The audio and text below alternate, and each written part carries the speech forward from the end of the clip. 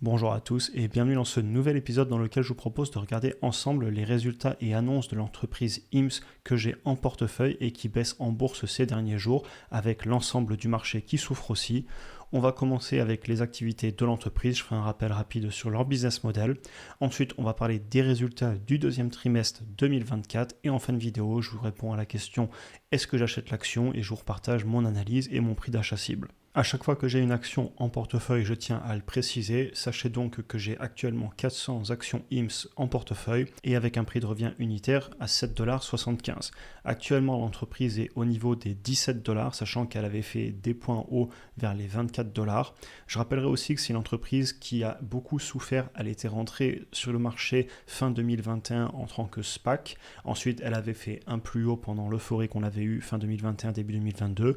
Puis la très longue descente. Et enfin, personnellement, j'ai commencé à acheter le titre au début de l'été 2023 dans cette zone notamment que je vous ai mis ici en vert. Et ensuite, l'entreprise a connu la hausse qu'on lui connaît. On va maintenant passer au business model de l'entreprise, mais je tiens quand même à le préciser comme à chaque fois. Évidemment, il ne s'agit en aucun cas de conseils en investissement. Je vous partage mes chiffres et ma vision sur les entreprises. Et ensuite, à vous de mener vos propres analyses, surtout sur les entreprises comme celle-ci qui peuvent être assez volatiles car des entreprises jeunes et avec forte croissance. Au final, formez-vous parce que c'est votre propre argent que vous investissez. C'est une entreprise qui est dans le domaine de la consultation médicale et c'est aussi et surtout une pharmacie en ligne.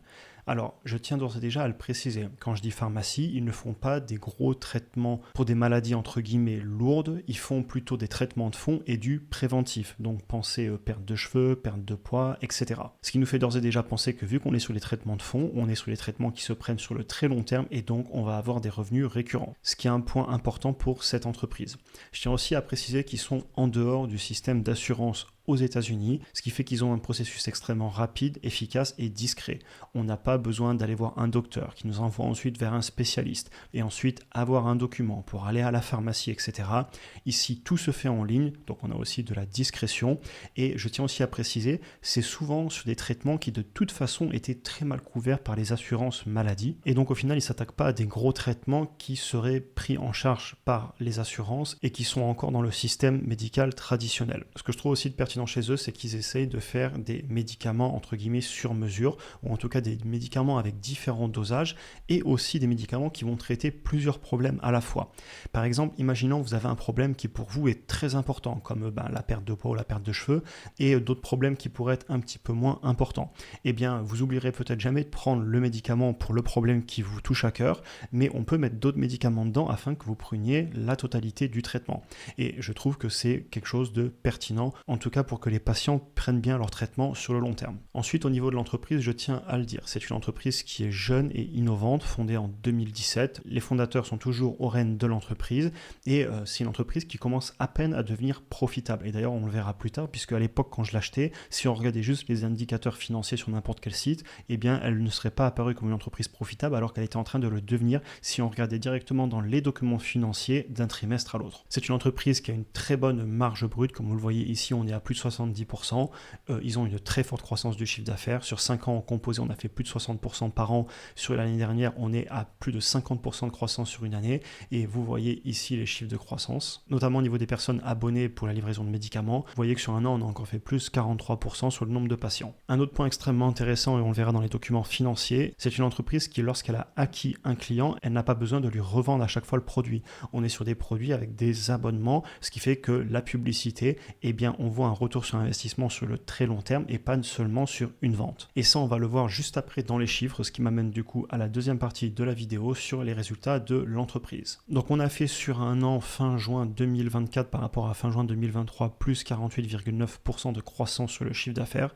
Donc quand je vous disais que c'est une entreprise jeune et donc forcément qu'il y aura aussi de la volatilité, on est clairement sur une entreprise qui est au tout début de la courbe en S, qui cherche pas à être profitable même si elle vient de le devenir et ils sont clairement en train de se concentrer sur dépenser de l'argent, notamment en marketing, vous le voyez ici, pour acquérir de nouveaux clients. Et justement, en parlant de ces dépenses, vous voyez que sur le marketing, on a fait plus 34% sur le budget, alors qu'on a fait presque plus 50% sur le chiffre d'affaires. Sur tout ce qui est opération et support, on a fait plus 45%. Ensuite, pour technologie et développement, donc la R&D, on est en ligne à peu près à 51% par rapport à la croissance du chiffre d'affaires. Et sur tout ce qui est général et administratif, plus 22%.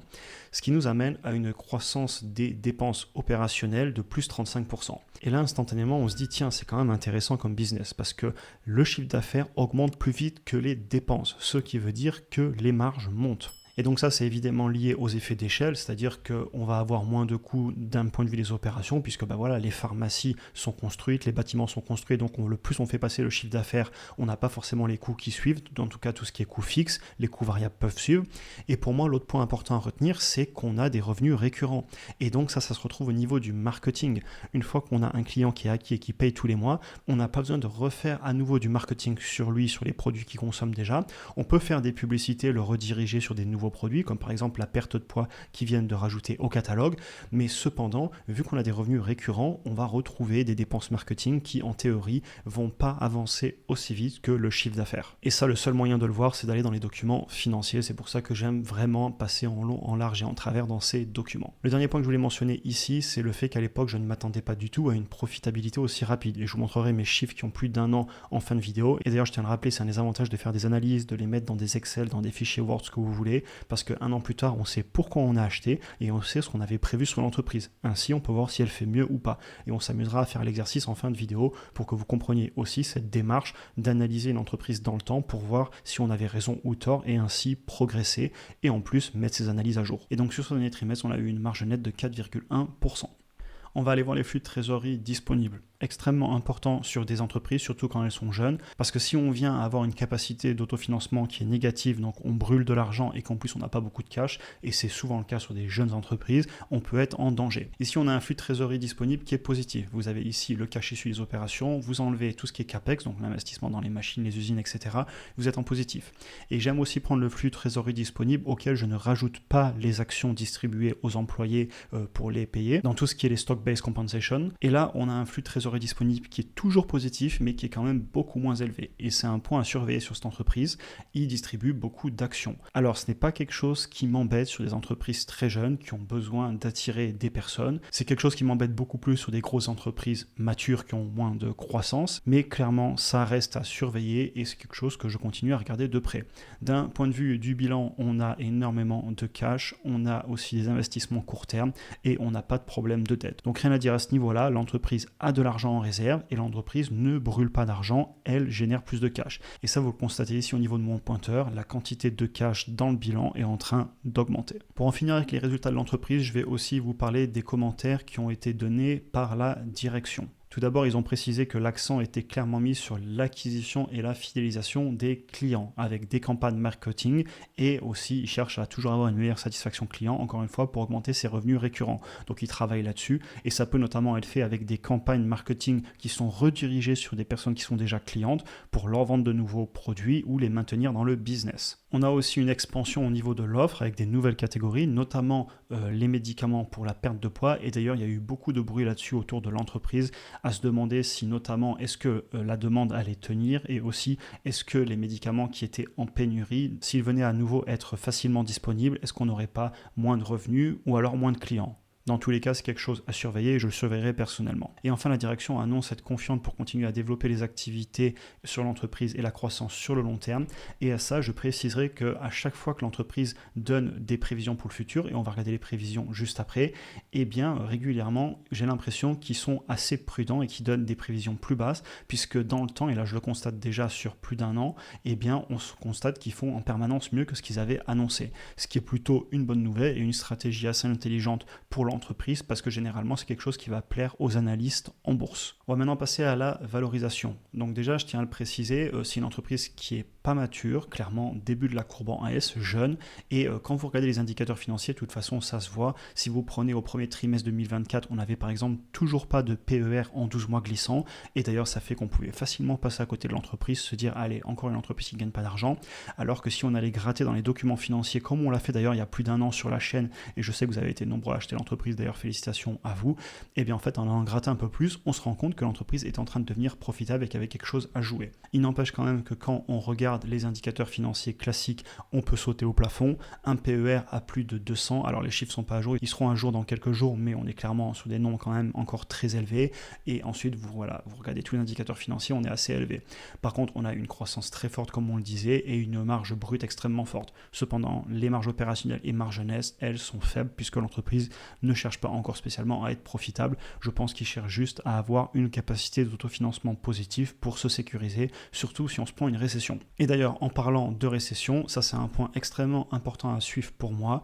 Quand on a des jeunes entreprises, et je vous le disais plus tôt, il faut vérifier que le flux de trésorerie disponible va rester positif parce que s'il repasse en négatif, par exemple si on se prend une récession et que les personnes ont moins d'argent à dépenser, eh bien on va commencer à taper dans le cash et ça peut devenir dangereux. Et dernier point que je mentionnerai aussi qui est amusant, c'est que ça y est, on vient de passer avec un PER en 12 mois glissant qui est en positif, c'est le cas aussi sur le flux de trésorerie disponible, ça commence enfin à apparaître dans les indicateurs et du coup, eh bien, l'entreprise, elle aussi, commence à apparaître dans les médias puisqu'elle se comporte bien en bourse alors qu'en 2023, elle était complètement inconnue au bataillon. D'un point de vue de mon prix d'achat cible, je tiens à préciser que j'étais très conservateur sur mes chiffres quand on l'a acheté en 2023 sous les 8$. Et personnellement, vous voyez qu'à l'époque, je visais un prix sous les 9$. J'avais remis mes chiffres à jour il y a quelques mois et on voyait que pour fin 2024, je prévoyais qu'on ferait un chiffre d'affaires à un petit peu plus de 1 milliard, à 1,13 milliard. La direction annonce déjà, d'après leurs prévisions, qu'ils vont faire entre 1,3 et 1,4 milliard. Donc on est 6 mois plus tard après mon analyse et je suis déjà encore en retard sur leur chiffre d'affaires.